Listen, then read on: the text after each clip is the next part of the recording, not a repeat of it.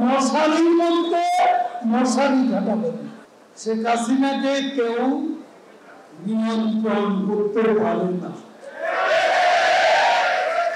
আমাদের নিয়ন্ত্রণ করে বাংলাদেশ রাষ্ট্রের জন্মের চেতনা, আমাদেরকে নিয়ন্ত্রণ করে মুক্তিযুদ্ধের মূল্যবোধ, আমাদেরকে নিয়ন্ত্রণ করে মুক্তিযুদ্ধের রণধ্বনি জয় বাংলার চেতনা,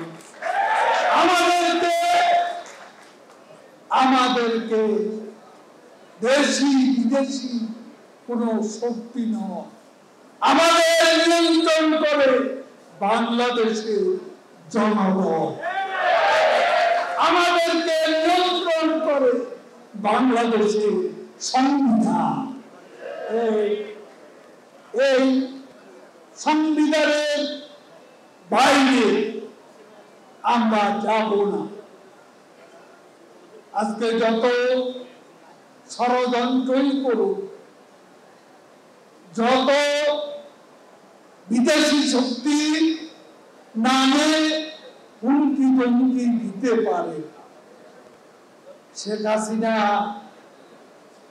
আজকে মৃত্যুর মিছিলে দাঁড়িয়ে যিনি জীবনের জয়গান দিয়েছে, ধ্বংসস্তূপ দাঁড়িয়ে যিনি সৃষ্টি পতাকা দিয়েছেন, তিনি হচ্ছেন শেখ হাসিনা। তিনি কোন শক্তি, বিদেশি শক্তি পরোয়া করেন না।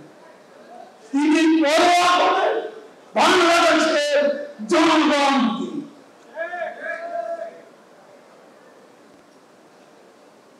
আজকে অনেক সময় হয়েছে, আমাদের মোশাররফ ভাই আজকে সবার সভাপতি, তিনি আপনাদের সামনে সভাপতির বক্তব্য রাখবেন। আমি আজকে আপনাদেরকে একটা কথা বলতে চাই,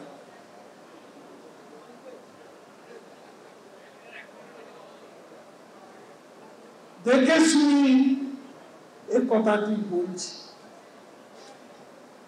আমরা যেন আমাদের নিজেদের শত্রু নিজেরা না হই।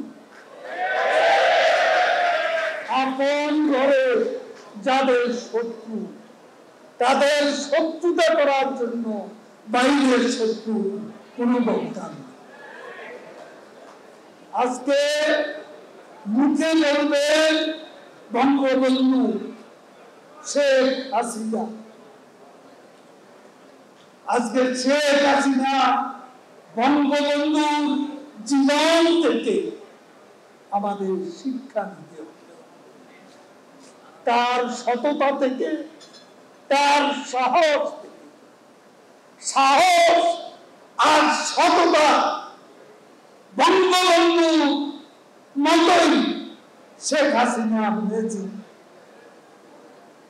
জাতিসংঘ বলেছে কমিউনিটি ক্লিনিককে শেখ হাসিনা ইনিশিয়েট, আর বাংলাদেশের পরিবর্তনের উপকার যে শেখ হাসিনা কি বলেন তিনি অর্জন করেছেন। Sheikh Hasina, this is Sheikh Hasina Mujib. এবং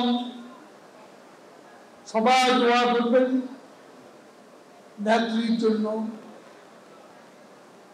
তার কথা, তার নির্দেশনা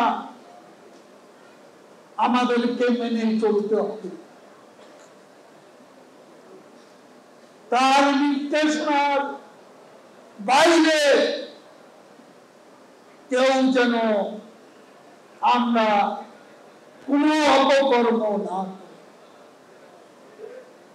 অপকর্ম যারা করে শুদ্ধ হয়ে যায়। মনে করেছেন চুপচাপ আছে, কেউ শাস্তি পাচ্ছে না কেন? পাবে, শাস্তি পাবে। গত নির্বাচনে ৭৫ জন এমপি নমিনেশন পায়নি, এটাও শাস্তি। কাজে এখানেই সব শেষ নয়, শাস্তি দেওয়ার অনেক সময় আছে, সময় মতো হিসাব হবে, কেউ রেহাই পাবেন না। দল করবে, দলের শৃঙ্খলা মেনে চলবে। ঘরের ভিতর ঘর করবেন না, মশারির মধ্যে মশারি ঘাটাবেন না, পরিষ্কার বলছি, শৃঙ্খলা মেনে চলতে হবে। যারা ডিসিপ্লিন ভঙ্গ করবে অবশ্যই সেজন্য তাদের শাস্তি ভোগ করতে হবে।